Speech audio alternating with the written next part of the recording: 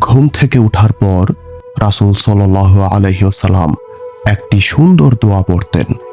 চলুন আজ আমরা সেই দোয়াটি শিখে নেই। ঘুম থেকে জাগার পর রাসূল সাল্লাল্লাহু আলাইহি ওয়াসাল্লাম বলতেন, আলহামদুলিল্লাহিল্লাযী আহইয়ানা বা'দা মা আমাতানা ওয়া ইলাইহিন নুশুর। এর অর্থ হলো, সমস্ত প্রশংসা আল্লাহর জন্য, যিনি আমাদের মৃত্যুর মতো ঘুমের পর জীবিত করেছেন এবং তার কাছে আমাদের ফিরে যেতে হবে। এটি সহিহ আল বুখারী 6312 নম্বর হাদিস। কত সুন্দর! একটি নতুন সকাল শুরু হচ্ছে আল্লাহর প্রশংসা দিয়ে, আর আমাদের মনে করিয়ে দেওয়া হচ্ছে যে একদিন আমাদের সবাইকে তার কাছে ফিরে যেতে হবে।